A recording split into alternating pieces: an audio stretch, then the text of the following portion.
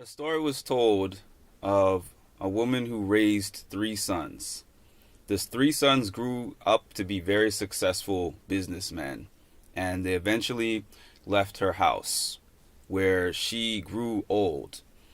And the sons all got together and they decided that they wanted to each provide the mother with a gift to let her know their appreciation for everything that she had done and sacrificed for them. The first son said, I'm going to get our mom a big house so in her old age she can enjoy a nice mansion to walk around and spend her time in. The second son said, I want to get her a Mercedes Benz so that she can ride around town in luxury. And the third son said, I'm going to do something really special because you know how mom likes her Bible verses. So I'm going to get her this parrot that is specially trained, that all you have to do is give the parrot the chapter and the verse of the Bible, and the parrot will read it out for her. And you know mom, her sight is not so good, so she's going to love that. So they all went to present their mom with that gift and see the reaction. So the first son, who gave her the mansion, she said, thank you, son, for providing me with this mansion, but I'm old. I'm not very mobile and able to move around. So I only stay in one room, and I have to get a cleaner to clean the house because it's so big. To the second son, she said, thank you for providing me with this Mercedes Benz. It's a very thoughtful gift. However, I don't really go anywhere. I mostly stay in the house, so the car stays parked in the driveway. The third son, she had a special reaction for his gift. She said to him, son, your gift is the most thoughtful of all of these. You know your mother so well. That chicken was so delicious. My sister said at one time that if Dad Joke had a face, it would be our dad, Ebenezer Agboka. So I wanted to start off this video with a joke because that's something that he liked to do, and that was one of his best and favorite jokes that he told all the time. So for this video, me and my family just wanted to talk about the grieving process, what it was like to lose him, and I hope that you gain something from this video. He passed away on April 16 of 2023, and it has now been 1 year. It has been a long year. It has been a difficult year, and myself, my sister, and my mom, we've all had different experiences, and within this video, we're going to talk a little bit about that.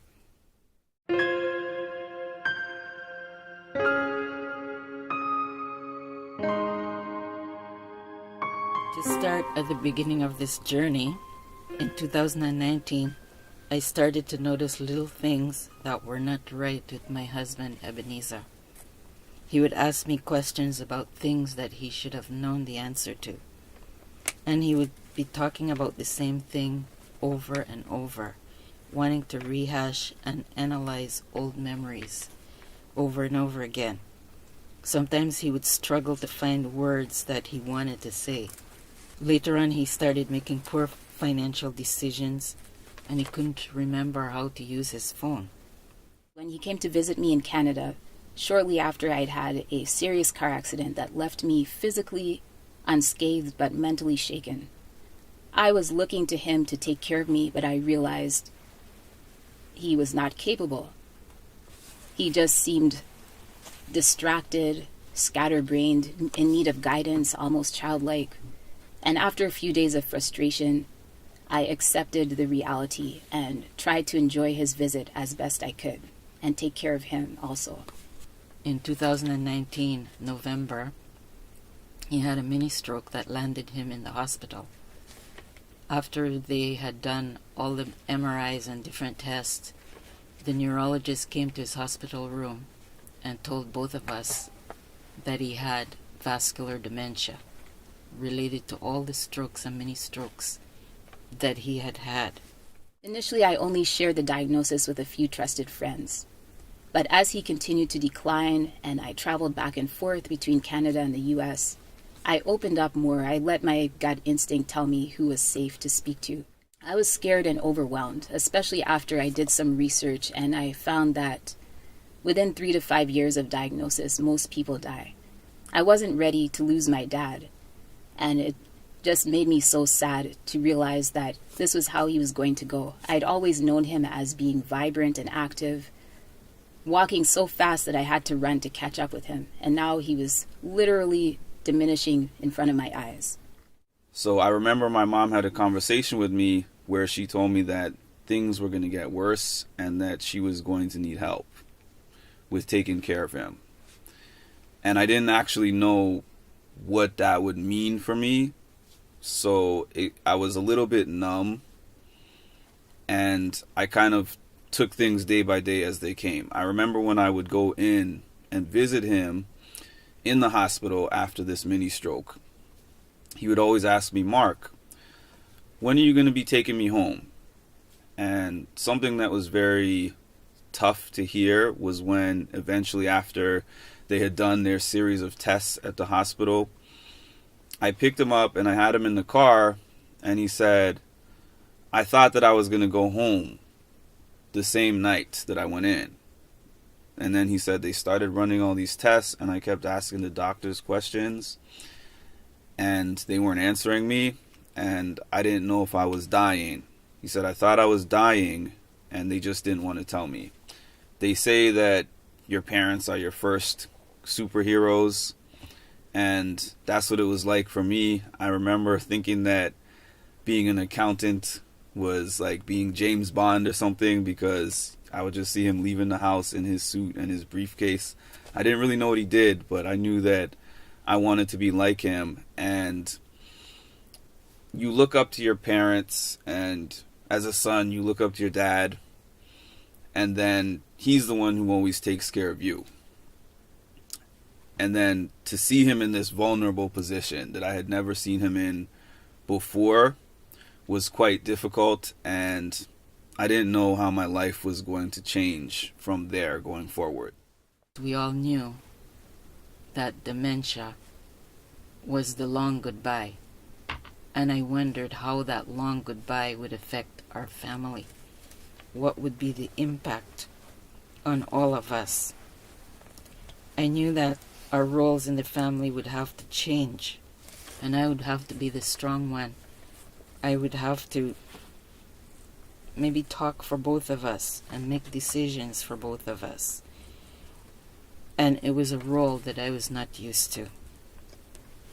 I had to watch this once vibrant, happy-go-lucky jokester, friendly, caring person, people person, go downhill.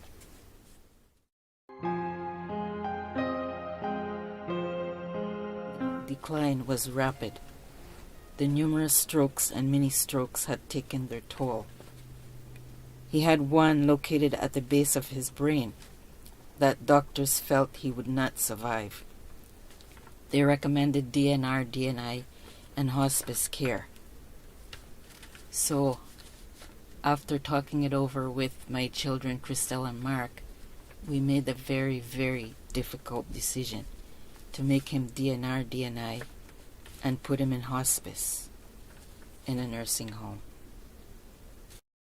It was very difficult to see him decline physically and mentally. Those 2 weeks I felt like I was falling apart physically and emotionally. I was on edge and snappish around my family.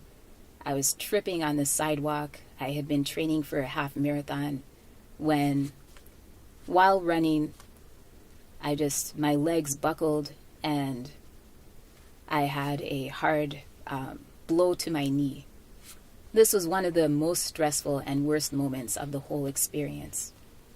It was what I later learned is anticipatory grief, which is when you're grieving someone who hasn't yet passed. I returned to Canada with an anxious and heavy heart. The next month, I moved to the U.S. to work at a higher level of the same religious organization. It was a challenging transition, but I was grateful to be closer to my family. I was only a 4-hour bus ride, or drive away. And some of my most cherished memories are the moments that my mom, brother, and I went to the nursing home where my dad was under hospice care, and my brother would play the ukulele and YouTube, and we would sing songs that my dad loved, such as "He's Got the Whole World in His Hands," "Come Thou Fount," and "Three Little Birds." Sometimes I felt heavy after these visits, but I tried to focus on my gratitude that my dad was still there and we were together. I remember one of the toughest parts of the experience for me being a work-life balance, because every time something happened with my dad, I had to go right back to work. I would take a few days off, I would take a family leave time, and then I'm right back into work. And the type of field that I work in, doing peer counseling, is something where you have to be heavily invested in your clients to be able to do the job. So my mind was always scattered, and it was very difficult to do what I needed to do. And this became extremely overwhelming at a point to where I was having issues with keeping up with my job. I was making mistakes. I was getting to be very forgetful. And I eventually just had to take some time off.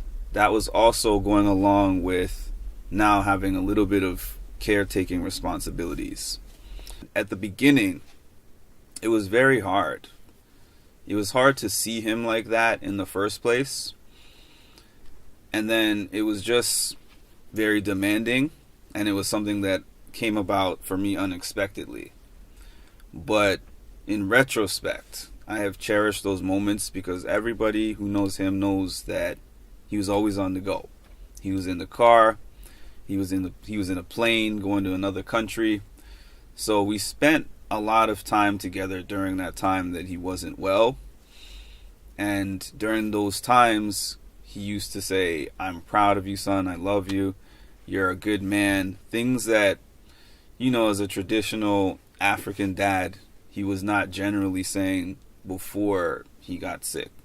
I remember it being a really somber thing to go visit him, but the music, going in there with my mom, my sister, and sometimes other people who would join us, it felt almost like it was more for us, or more for me at least, than it was for him, because it was a distraction. It was something to take my mind off of seeing him in that bed in the condition that he was in.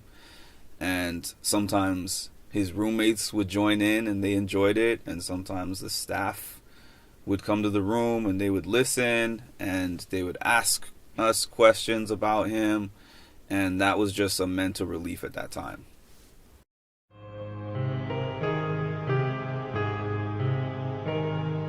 I remember the day that I got the call from the hospital that my dad had passed away. I was actually out running errands, and I saw a familiar number because they would call me whenever they couldn't reach my mom. So I was a little bit concerned automatically when I saw this number on my phone. I picked it up, and the doctor said, "Hi, is this Marc Agboka?" And I said, "Yes." They said, "We've been trying to get in contact with your mother to let her know that your father has passed away 2-something p.m., April 16. And I didn't have an immediate reaction to this because I knew that I had to inform the family. I had to inform my mom and my sister. And unfortunately, I didn't want to be the bearer of bad news, but that was a position that I was placed in. So they told me, "I'm sorry for your loss." And immediately I just sat and gathered my thoughts for a little bit. I gave my mom a call. She didn't pick up. I called again. She didn't pick up again. So I sent a text, "Please call me as soon as you can." So she called me back a few minutes later, and I could tell by the tone of her voice that she hadn't heard any of the voicemails or saw any of the calls from the hospital at that point in time, because I knew she wouldn't have sounded like that. So I told her that unfortunately My dad had passed away, her husband, and I just remember she was very sad, crying, and I said, let's meet at the house, and then we can go over to the nursing home together. And in between that time, I called my sister. My mom called some of his siblings and family to inform them. And we went to the nursing home and we saw him. And the thing for me was, in his last days, he was very sick. And it was just very hard to go in there and look at him and see him in the type of condition that he was in. So despite feeling very sad when I saw him, I also felt finally he's at rest and finally he's experiencing some peace, because I know he was in pain. I know he was suffering in that type of condition. He outlived the expectations that they told us that he was going to live 6-7 months prior. I knew after that we had a road ahead of us planning for his funeral and planning for his burial, which was also a big process. I know during that time I felt very numb emotionally. And now that I know more about the grieving process, I know that it was a part of the denial stage of the process, where my mind was just kind of protecting me from all the emotions that I was going to feel eventually. Everything felt very flat. I was just going through the motions, whether it was at work or whether it was with friends. I felt very disconnected and isolated, but also I was getting a whole bunch of calls for support. Sometimes I answered the calls, sometimes it was difficult and I didn't answer the calls. I appreciated them, but it was overwhelming. It was overwhelming. So we got to the funeral. I was able to get through it. It was very hard, but the support of both family and friends assisted me with that. When the funeral was done, after a lot of people visiting, after a lot of phone calls, after a lot of planning, now it was very quiet. And I had to think to myself, what am I going to do next? You don't envision a life or a world without your parent, without your dad in it. Despite the fact that you know that that's going to happen eventually, there's no way to prepare for that. There's no way to truly prepare for that. So I didn't know what to do next. I didn't know what my purpose was. I started to think about my whole life and say to myself, what am I going to do with my life from here?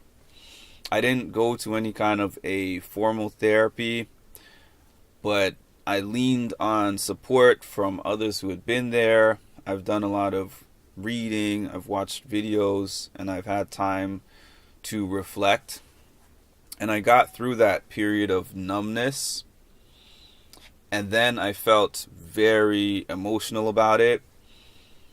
And that's because I was experiencing a delayed grief. And it just started to hit me. And then I was like, he's really gone. And that's just the way that it is right now. I fell far out of my routine, my gym routine, everything that I used to do. I wasn't doing it for a period of time. And then I started to take a look at my life and realize I have to start implementing the things into my life that are important for wellness. So I started trying to eat better, put in my exercise time, and I had to schedule and force myself to do these things because physically, at a point when the depression was really bad, it was even hard for me to get out of my bed. It felt like I literally had an extra weight. I woke up with a weighted vest that I had to carry up with me when I got out of my bed. So now, 1 year later, despite the fact that it's still difficult, I still think of him in many different scenarios. Every day I think of something different, good, bad, and in between. But I'm at a point where my healing process has begun, and actually it's more than begun. It's much better than it was even 4 or 5 months ago, but I know that this is a lifelong process, and I know that God is going to take me through it. My brother had called me at that moment, and I knew instinctively that something was wrong. I asked him, "How are you?" I always asked, "How are you?" first, so I could gauge from the tone of the family member's voice if I should brace myself for bad news. He said, "Not good. Dad passed away this afternoon." I felt like my world was spinning, but I had no choice but to board the plane.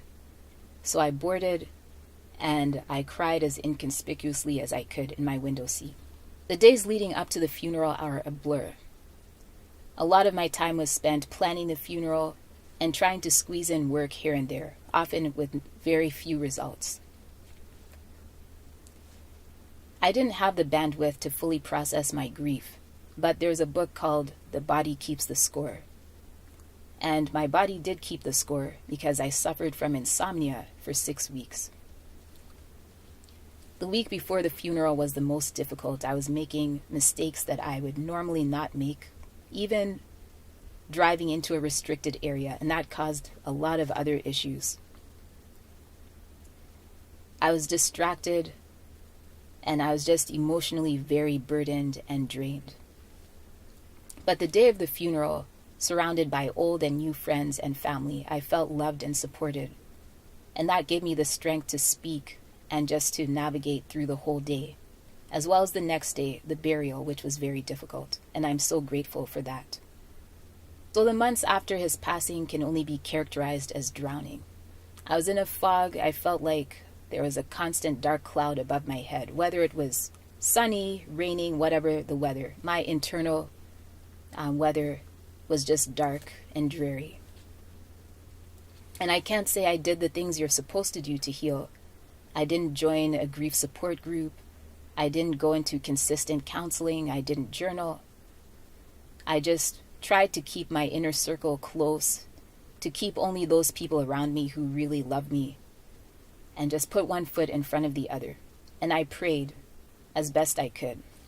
Over the past year, I've come to realize that grief is something not many people understand.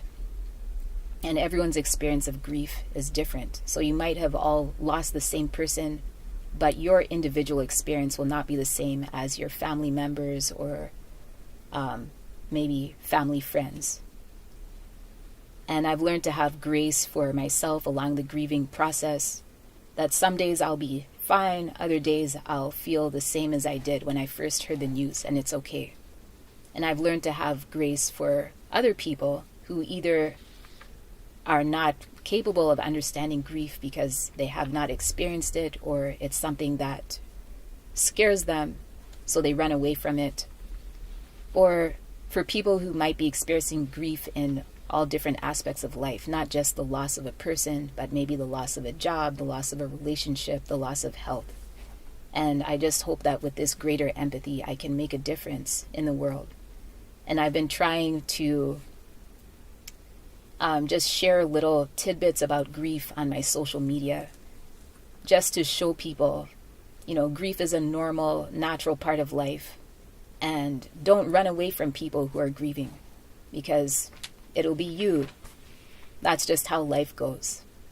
Everyone experiences it at some point, and we need to just have more love and care for each other through these difficult moments. So I do hope that these small seeds that I'm planting will make a difference in the long run. When he passed on April 16, 2023, even though it was anticipated and expected, it was still a shock. I was now a bona fide widow who would have to continue my life's journey alone. I would have to figure out who I am without him. Even the word widow caused my heart a pain in my heart. How would I carry on without him? And what would my life look like? Even now, I can't believe that he's gone. I didn't expect to be alone at this age.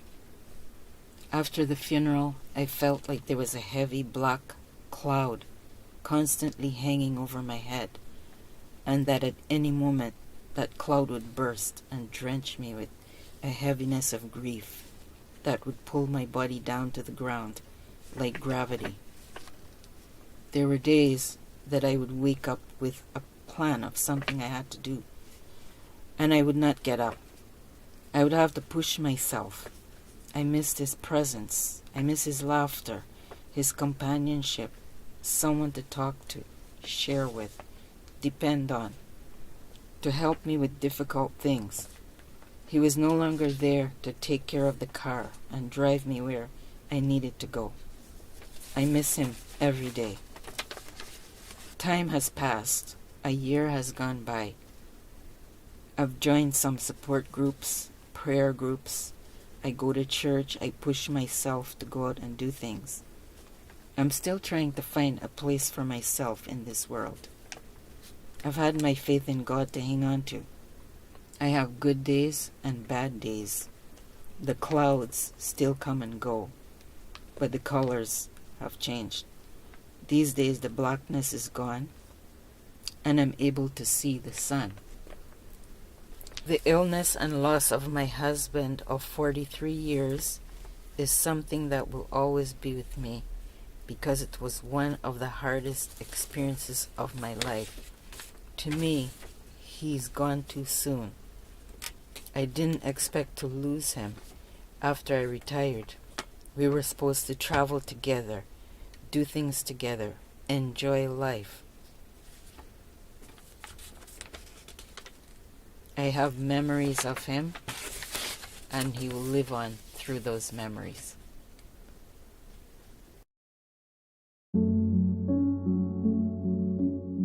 I want to thank everybody for taking this time to watch this video. As all of us have shared, it has been a difficult journey over the past year for me and my sister losing our dad, and for my mom losing her husband.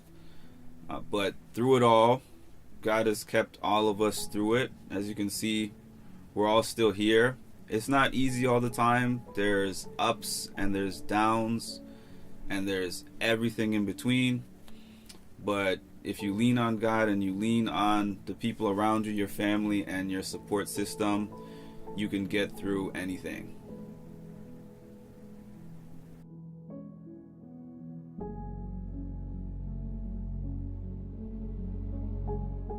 I'm gonna let it shine, this little light of mine.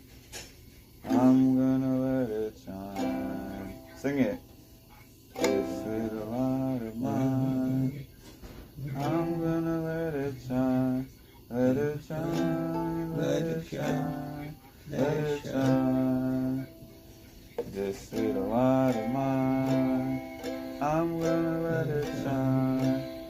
This little light of mine, I'm gonna let it shine. This little light of mine, I'm gonna let it shine, let it shine, let it shine, let it shine.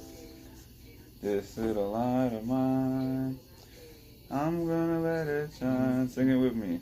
This little light of mine, I'm gonna let it shine. This little light of mine, I'm gonna let it shine. Let it shine, let it shine, let it shine. This little light of mine, I'm gonna let it shine. This little light of mine, I'm gonna let it shine. This little light of mine, I'm gonna let it shine. Let it shine, let it shine, let it shine. Very nice. Yeah. Very nice singing.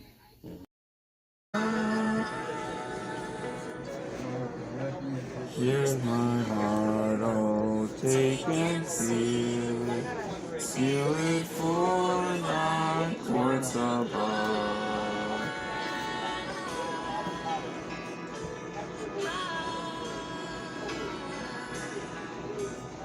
Here's my heart, oh, take and seal it. Seal it for thy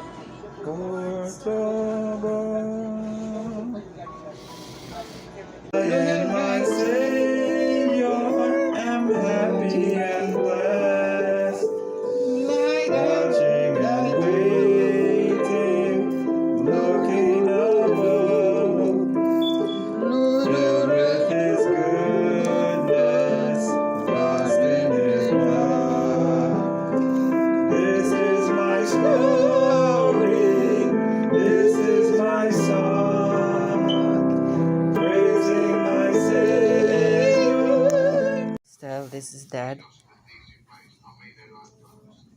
Hi, Christian. This is Dad.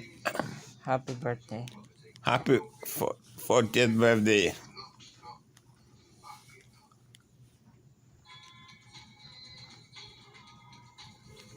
We love you. We love you and enjoy this day. Your special day, the day that is reserved just for you. Other stuff. I want to thank my parents for coming as well. Yes.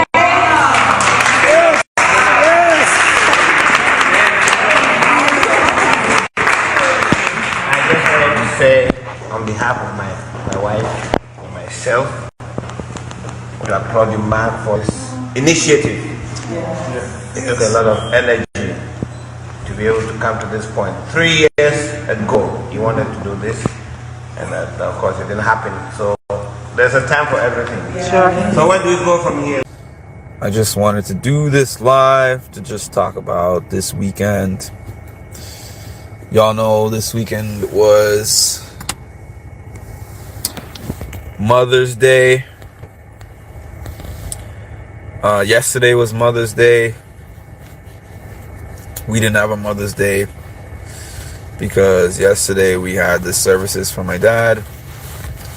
It's been a long time coming because he passed 1 month ago as of yesterday. It's been 1 month and 1 day. Time just goes really fast. And this was looming in the background because I was like, even though I know he's gone, it's one thing to know he's gone, and it's another thing to have a service for him and to watch him go in the ground. The good parts of this weekend are just the family and friends that rallied around me. The people that let me know that I don't have to go through this alone. My dad loved suits. He wore suits every day, 7 days a week. I remember we had this old neighbor that we used to live by, and the neighbor was having a barbecue in the backyard, and they were like, "Oh, Mark, come to the barbecue." So I went over. They were our next door neighbor, and I went over to tell my dad. He was sleeping at the time. I woke him up. I was like, "The neighbors invited us to this barbecue." He's like, "Oh, hold on." So I came back over, and they're like, "Where's your dad?" And I'm like, I'm guessing that he's probably jumping in the shower, and then he's gonna put on his suit. And sure enough,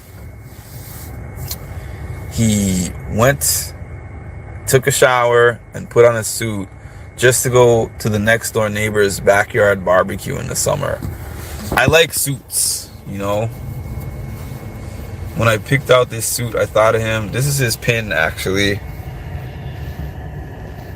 This is the Ghana flag. This is one of his pins that I took. But the rest of the suit, you know, I picked it out,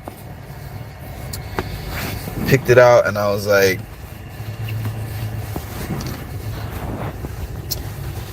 he would love this suit if he saw it. It's true.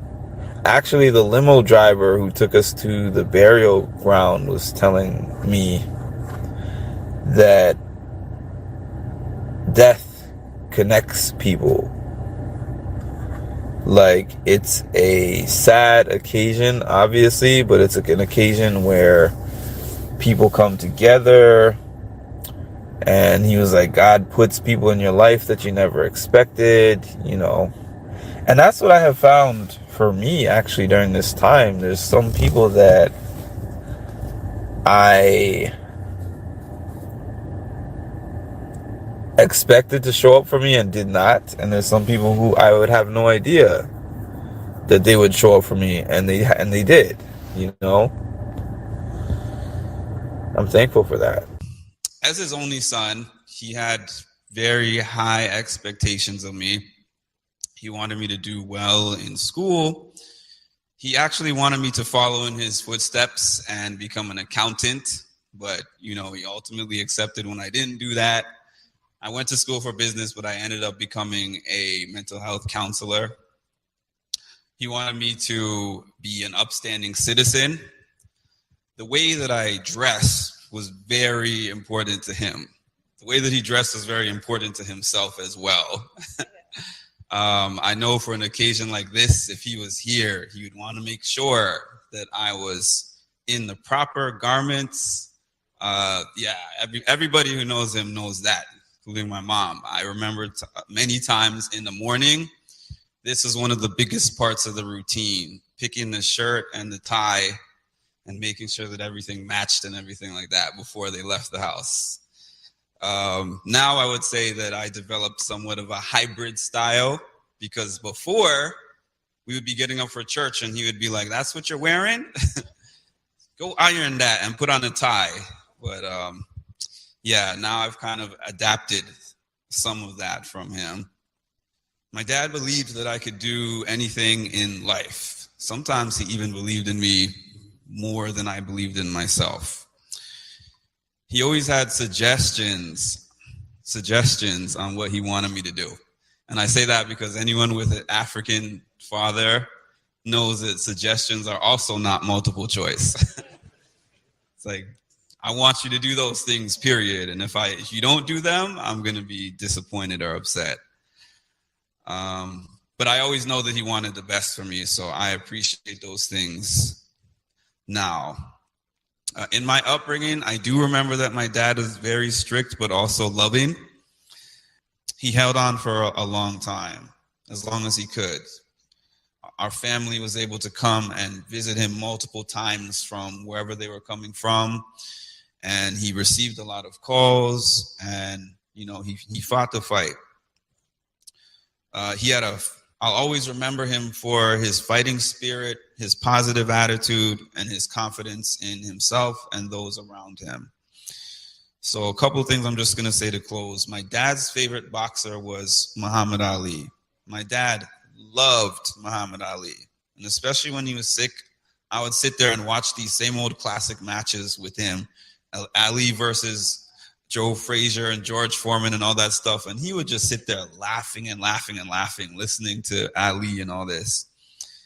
And a strategy that Ali had was the rope-a-dope, which was that he would go into the corner of the ropes and hold up his hands, and then the other boxer would just keep punching him until he gets tired. And he coined that term rope-a-dope, because then they get tired, and then when they got tired, then he would start punching back, and then he would win the bout, or he would win the match. And I felt like my dad did the rope-a-dope on these doctors many times, because they would really look at him and tell us, he's about to go. He doesn't have much time left. He has days, he has minutes, he has weeks. They said this to us probably more than a year this was happening. And he would get out of that rehab facility and he would do his work that he was supposed to do, and he'd get back on his feet and he would start talking again. And he would, even with the walker, he would start walking again. And I was just amazed by that strength and that resilience. So I saw that in all stages of his life. I've heard it from before I was around. I know it from when I was born and on. And I saw it at the end of his life as well. So I just want to close with this verse, Isaiah 25, verse 8, which says, "He will swallow up death forever, and the Lord God will wipe away tears from all faces. The rebuke of his people he will take away from all the earth, for the Lord has spoken." Amen.